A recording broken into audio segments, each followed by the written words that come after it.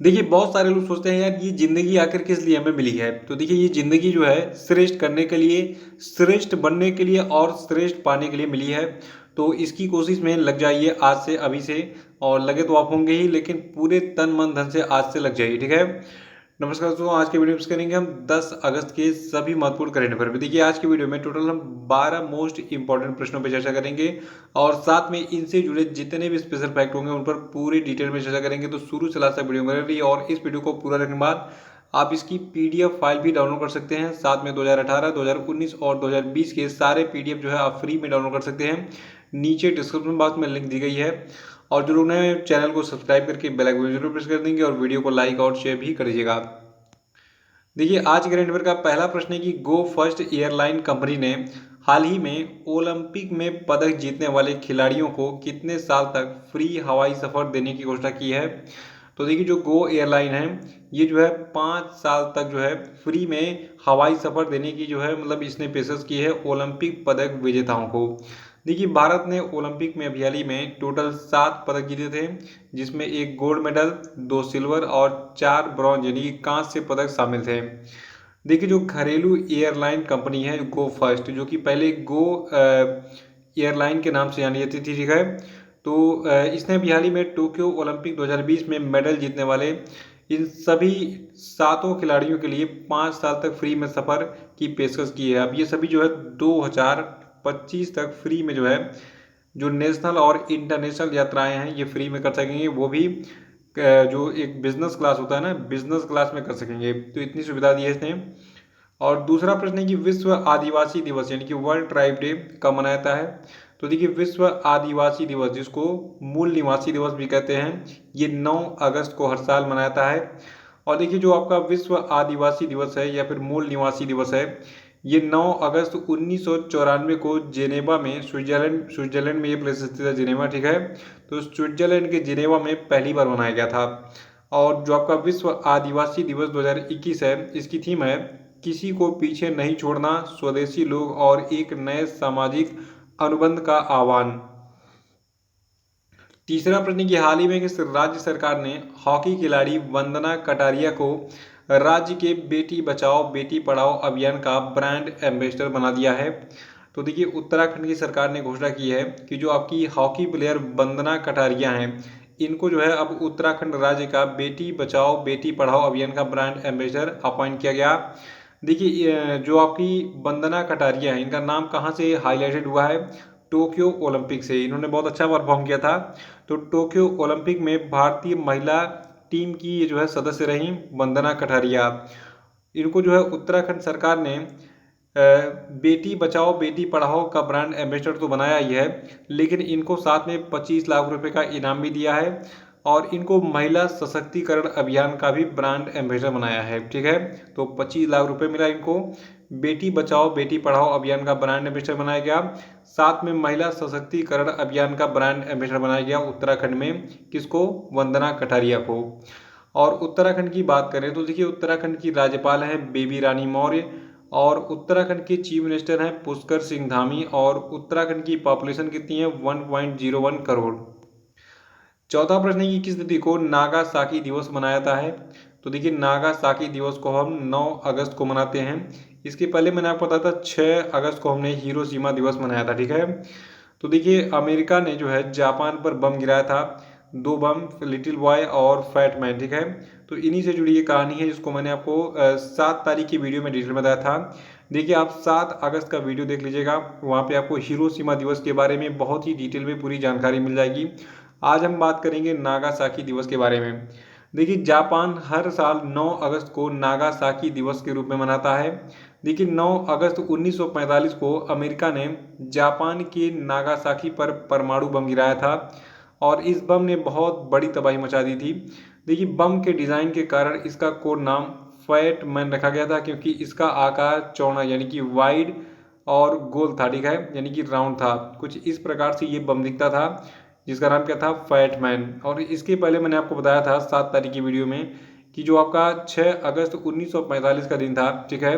तो 6 अगस्त 1945 को जापान की हिरोशिमा पर जो है एक परमाणु बम गिराया था लिटिल बॉय नाम का। किसने? अमेरिका ने। तो ये चीज़ जो है याद रखिएगा। और इस 6 अगस्त के बाद एक और बम गिराया 3 दिन बाद 9 अगस्त को। इसका नाम क्या था? इसका नाम था फैट मैन। ठीक है, ये बम कुछ इस प्रकार से दिखता था। और पांचवा प्रश्न की, हाल ही में भारत ने किस देश के साथ 7 अगस्त 2021 को अबू धाबी के तट पर द्विपक्षीय नौसैनिक अभ्यास जायद तलवार 2021 का आयोजन किया? तो देखिए ये देश आपका है संयुक्त अरब अमीरात। यहाँ पे ध्यान सुनिएगा फिर से एक बार। देखिए जो आपका जायद तलवार 2021 था, ये भारत और संयुक्त अरब अमीरात की नौसेनाओं के बीच का एक नौसैनिक अभ्यास था, जो कि अबू धाबी के तट पर आयोजित किया गया था 7 अगस्त 2021 को। और देखिए जो आपका जायद तलवार था, तो ये जो है इसका मुख्य उद्देश्य था भारत और संयुक्त अरब अमीरात की नौसेनाओं के बीच अंतर क्रियाशीलता यानी कि इंटर ऑपरेबिलिटी और तालमेल यानी कि सिनर्जी को बढ़ावा देना। और देखिए इस अभ्यास में भारत की तरफ से भारतीय नौसेना ने जो है फारस की खाड़ी में तैनात किए गए 2 इंटीग्रल सी किंग MK-42B हेलीकॉप्टरों और INS कोच्चि के साथ भाग लिया था।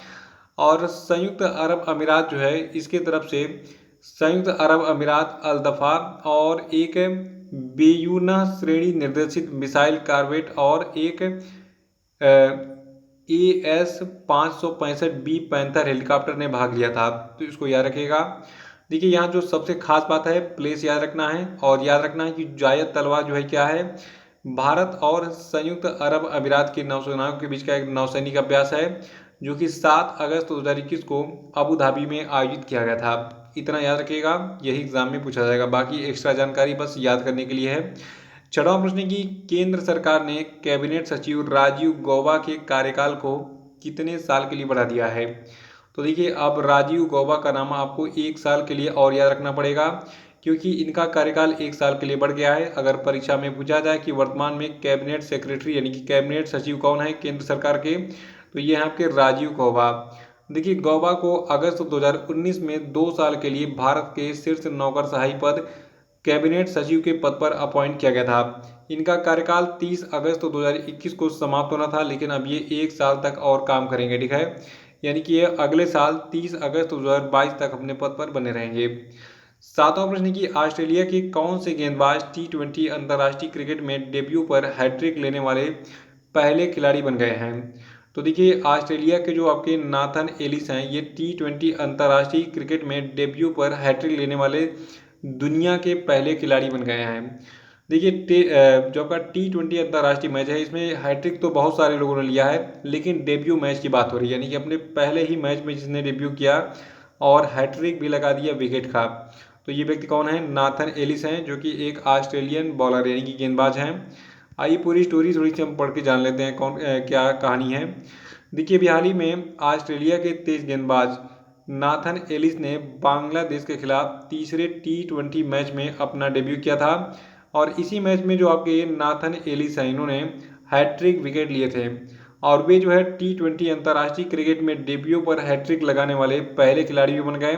और साथ में एक और रिकॉर्ड इन्होंने बनाया।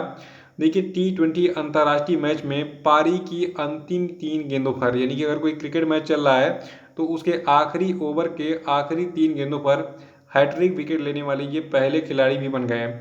तो एक साथ इन्होंने 2 रिकॉर्ड बना दिए हैं। और क्रिकेट से जुड़ा प्रश्न आपको पता ही होगा, एग्जाम में हर हालत में पूछ लेता है। ठीक है, और कुछ यूनिक मिले जैसे इस प्रकार का प्रश्न है तो उसको जरूर पूछता है। और देखिए आपको बता दूं, जो आपके नाथन एलिस हैं, ठीक है, इनसे पहले मैंने आपको बताया अभी क्या, इन्होंने डेब्यू में ये रिकॉर्ड बनाया है, लेकिन इनसे पहले ब्रेटली और एस्टन एगर ने जो है T20 अंतर्राष्ट्रीय मैचों में हैट्रिक विकेट लिया था। और उन दोनों के बाद ये तीसरे ऑस्ट्रेलियाई क्रिकेटर बन गए हैं जिन्होंने हैट्रिक विकेट लिए हैं। ठीक है, लेकिन डेब्यू मैच में जो रिकॉर्ड बनाया इन्होंने, क्या बनाया है, ये डेब्यू मैच में T20 अंतर्राष्ट्रीय क्रिकेट में हैट्रिक लेने वाले, साथ में T20 अंतर्राष्ट्रीय मैच में पारी की अंतिम 3 गेंदों पर हैट्रिक विकेट लेने वाले पहले खिलाड़ी ये बन गए हैं दुनिया के। और आठवां प्रश्न है कि किस देश के जेम्स एंडरसन टेस्ट क्रिकेट में सबसे ज़्यादा विकेट लेने वाले तीसरे गेंदबाज बन गए हैं? तो देखिए क्रिकेट से जुड़ा एक और रिकॉर्ड आ गया सामने। देखिए जो आपके जेम्स एंडरसन हैं, ये टेस्ट क्रिकेट में सबसे ज़्यादा विकेट लेने वाले तीसरे गेंदबाज बन गए हैं और ये इंग्लैंड के प्लेयर हैं। ठीक है, यहाँ पे इनकी फ़ोटो आपको दिख रही है जेम्स एंडरसन की। देखिए हाल ही में जेम्स एंडरसन ने जो है ये रिकॉर्ड भारत और इंग्लैंड के बीच नॉटिंघम के टेंट ब्रिज में जो है खेले गए टेस्ट मैच में बनाया। देखिए जो आपके एंडरसन हैं इनके नाम अब टेस्ट क्रिकेट में 621 विकेट हो गए हैं और अब उनसे आगे सिर्फ मुथैया मुरलीधरन 800 विकेट और सेनवार्न 708 ही हैं। और जो आपके जेम्स एंडरसन हैं इन्होंने इस मामले में भारत के दिग्गज लेग स्पिनर अनिल कुंबले को पीछे छोड़ दिया है। सरल शब्दों में अगर इस प्रश्न को हम समझना चाहें तो सीधे सीधे मैं कह सकता हूं आपसे कि इंग्लैंड के खिलाड़ी हैं जेम्स एंडरसन, ये दुनिया के तीसरे टेस्ट क्रिकेट में सबसे अधिक विकेट लेने वाले गेंदबाज बन गए हैं। ठीक है, तो ये तीसरे नंबर पर हैं और इन्होंने अनिल कुंबले का स्थान लिया है। पहले इनसे पहले अनिल कुंबले जो है ये दुनिया के टेस्ट क्रिकेट में सबसे अधिक विकेट लेने वाले तीसरे खिलाड़ी थे। तो अब ये अनिल कुंबले चौथे स्थान पर पहुंच गए हैं। और पहले और दूसरे स्थान पर कौन है? देखिए टेस्ट क्रिकेट में सबसे ज़्यादा विकेट किसने लिया है? मुथैया मुरलीधरन ने कितना? 800 विकेट। और दूसरे नंबर पर इस मामले में सेनवार्न है 708 विकेट के साथ। और जेम्स एंडरसन जो है ये तीसरे नंबर पर पहुंच गए हैं, ये आपको याद रखना है। नवा प्रश्न है कि हाल ही में किस राज्य के प्रसिद्ध कार्टूनिस्ट, मूर्तिकार और लोक गायक पीएस बनर्जी का निधन हो गया? देखिए बनर्जी और बनर्जी में फर्क है, इसको बंगाली में समझ लीजिएगा इनको। देखिए जो आपके केरल के एक कार्टूनिस्ट, मूर्तिकार और लोक गायक थे पीएस बनर्जी, इनका निधन हो गया है। देखिए आपको बता दूं ये जो है ललित कला अकादमी फेलोशिप के प्राप्तकर्ता थे। और जो आपके बनर्जी जी थे, ठीक है, तो ये जो है वेंगानूर और कोदुमो में अपनी अयंकाली और बुद्ध मूर्तियों यानी कि बुद्धा स्कल्पचर के लिए जो है जाने जाते थे। और ये गीतकार भी थे। तो ये जो है थारका पन्नाले सहित कई लोकगीतों के गायन के लिए जाने जाने वाले व्यक्ति थे। और ये एक आईटी फर्म में वर्तमान में ग्राफिक डिजाइनर के रूप में काम भी कर रहे थे। तो मल्टी टैलेंटेड थे पीएस बनर्जी। इनकी जो मेन पहचान थी ये एक कार्टूनिस्ट, मूर्तिकार और लोक गायक के रूप में थी, इसको याद रखिएगा। 10वां प्रश्न की हाल ही में अनुपम श्याम का निधन हो गया, ये कौन थे? देखिए अनुपम श्याम का फोटो देखकर ही आप जान गए होंगे, सज्जन सिंह का नाम आपके दिमाग में आ गया होगा। तो ये एक अभिनेता थे और ये एक अभिनेता ही नहीं बहुत ही बेहतरीन और उम्दा अभिनेता थे। इनके डायलॉग्स वगैरह आप सुनेंगे तो मस्त हो जाएंगे। एक टीवी सीरियल आता था प्रतिज्ञा, ठीक है, आप यूट्यूब पे सर्च करेंगे तो आपको प्रतिज्ञा धारावाहिक में इनकी एक्टिंग काफ़ी ज़बरदस्त लगेगी। ठीक है, उसी से काफ़ी ये फेमस हुए थे। बाकी लगान फिल्म में भी इन्होंने काम किया था। बैंडिट क्वीन नाम की एक फिल्म आई थी जो फूलन देवी डाकू थी उन पर बनाई गई थी। और स्लम डॉग मिलियनेयर में भी ये देखे थे। और इनका जो सबसे फेमस कैरेक्टर था ये था टीवी शो मन की आवाज़ प्रतिज्ञा, ठीक है, इसमें सज्जन सिंह का इन्होंने किरदार निभाया था। तो ये काफ़ी लोकप्रिय अभिनेता थे अनुपम श्याम और ये हम लोगों के बीच में अब नहीं है। 11वां प्रश्न है कि the year that was not the diary of a 14-ईयर-ओल्ड नामक पुस्तक किसने लिखा है? तो देखिए इस पुस्तक को लिखा है ब्रीसा जैन ने, याद रखिएगा। The year that was not the diary of a 14-ईयर-ओल्ड नामक पुस्तक किसने लिखा है? ब्रीसा जैन ने। और देखिए हाल ही में वयोवृद्ध अभिनेत्री शबाना आजमी ने इस पुस्तक का विमोचन किया, इसको लॉन्च किया, ठीक है। और देखिए जो आपकी ब्रीसा जैन है ये पश्चिम बंगाल की रहने वाली हैं, पश्चिम बंगाल के कोलकाता की। ये 14 साल की है वर्तमान में। और पिछले साल इन्होंने कोरोना महामारी के दौरान जो भी देखा, जो भी फेस किया, ठीक है, उन सारी चीज़ों को इन्होंने अपने जो है आंखों देखे हाल को पुस्तक में जो है इन्होंने कन्वर्ट कर दिया। और आप ये पुस्तक पढ़ना चाहें तो उसको पढ़ भी सकते हैं, बहुत इंटरेस्टिंग होगी। बाकी आप सारी चीज़ें खुद अनुभव कर रहे हैं कि पहले कोरोना महामारी 2019 में आया, धीरे धीरे जाते जाते मार्च 2020 में ये बहुत ही सीवियर हो गया। और उसके बाद फिर अप्रैल में लॉकडाउन लगा, तो उसके बाद फिर लॉकडाउन लगते गया और अभी तक बार बार लग रहा है थोड़े थोड़े अंतराल के बाद, ठीक है। तो कोरोना की भी तीसरी लहर आनी बाकी है और इस बार बहुत भयानक लॉकडाउन लगेगा। आप अभी से सावधान रहिए, मास्क पहनिए, सैनिटाइजर यूज कीजिए और बहुत ज़रूरी हो तभी घर से निकलिए, वरना घर में रहिए, एक्सरसाइज कीजिए, मनोरंजन कीजिए, ठीक है। तो ब्रीसा जैन की पुस्तक है the year that was not the diary of a 14-ईयर-ओल्ड, ठीक है, इसको याद रखिएगा। और ब्रीसा जैन किस राज्य से हैं? पश्चिम बंगाल से। और पश्चिम बंगाल में कहाँ? कोलकाता से, ठीक है। कितने लोग पश्चिम बंगाल से हैं इस यूट्यूब चैनल पर जरा कमेंट बॉक्स में बताइए। 12वां प्रश्न है कि राष्ट्रीय शिक्षा नीति यानी कि नेशनल एजुकेशन पॉलिसी 2020 के क्रियान्वयन के संबंध में आदेश जारी करने वाला पहला भारतीय राज्य कौन बन गया है? तो देखिए कर्नाटका जो है ये राष्ट्रीय शिक्षा नीति 2020 के क्रियान्वयन के संबंध में आदेश जारी करने वाला पहला राज्य बन गया है।